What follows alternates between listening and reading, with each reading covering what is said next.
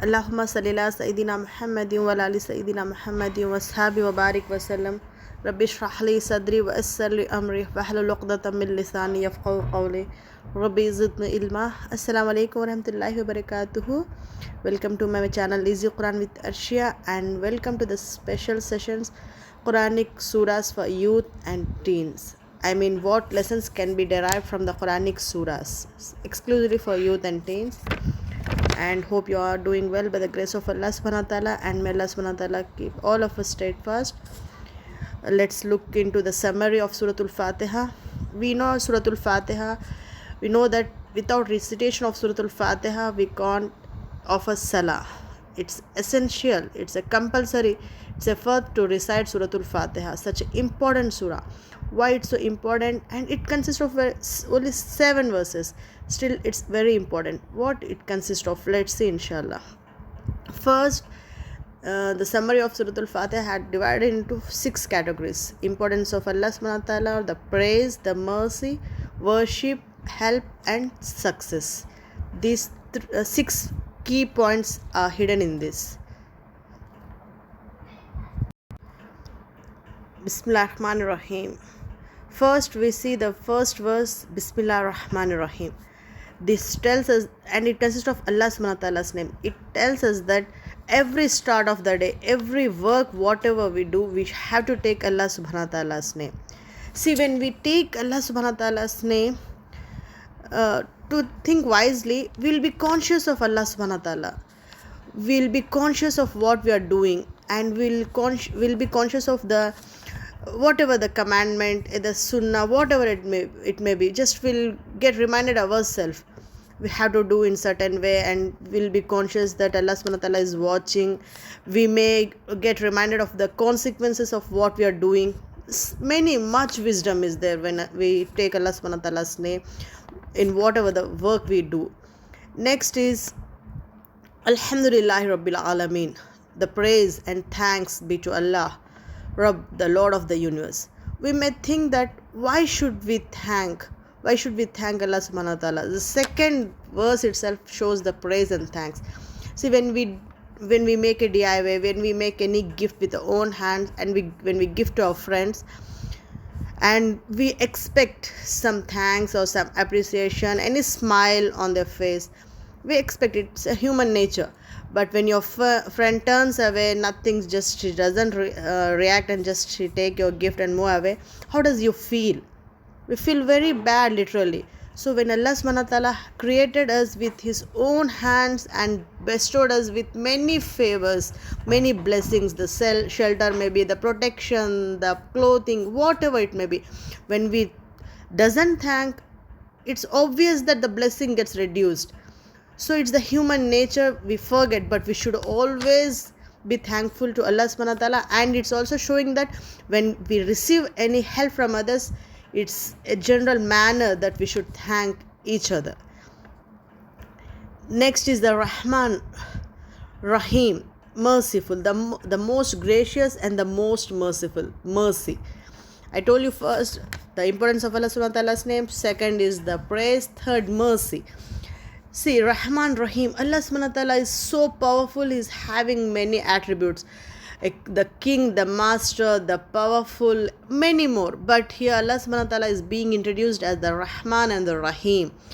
It shows us the mercy, how mercy is Allah subhanahu wa ta'ala towards his slaves. Generally, in worldly life, we approach the persons who are very soft, who are very merciful. We approach them. We doesn't approach the persons who are very harsh towards others, or who will be always angry, some strict, hard. We doesn't approach. So Allah subhanahu wa ta'ala wants all of us to approach him. So he's being introduced as the Rahman Rahim. Don't worry, you will be doing the mistakes. I'll forgive you. Don't worry, you just get approached to me. Come towards me. So always we should try to approach Allah subhanahu wa ta'ala. We should not get scared of Allah subhanahu wa ta'ala.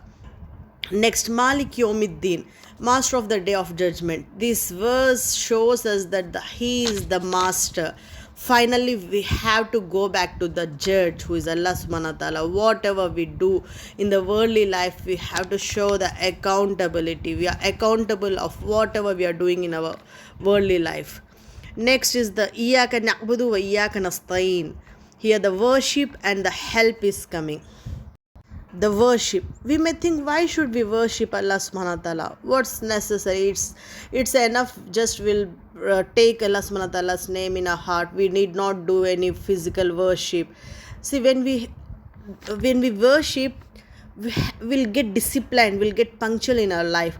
For example, when you have to offer salah on the right time, we'll be able to finish household works, whatever the works you may have, we'll try to finish it and we'll wind it up and we'll just go and offer the salah. So obviously it creates a punctuality, discipline in our life. And when we worship, generally whom we worship, when we know that someone is powerful over us, we worship. And when we know that, when we are conscious that someone is powerful, we'll be conscious of what he ordered, what he commanded us to do.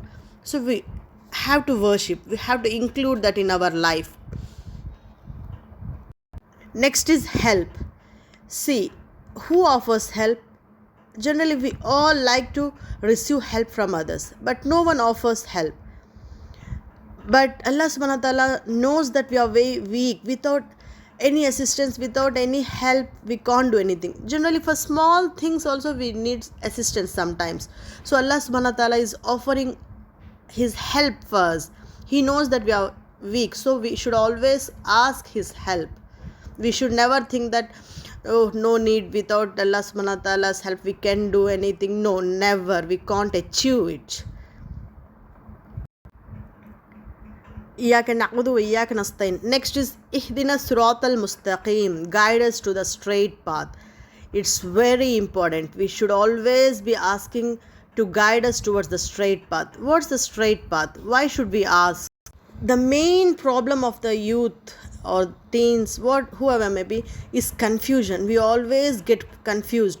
Either it may be by our thoughts, emotions, feelings, relatives, friend circle, career, anything. We are confused. We doesn't know what to choose. We are always in a confusion state.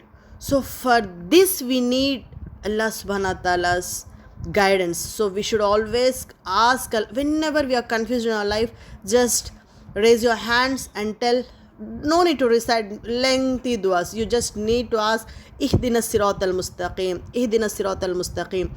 Guide us towards the straight path which is clear, which leads to success. Automatically your mind gets a clarity of where to go, how to go, everything. Next is the Suratul Lazina An'amta Alaihim Ghairil Maghdubi Alaihim Waladdallin. The path of those you have bestowed favors on them, not of those who had gone astray. This we should be able to identify the difference between the wrong path and the correct path.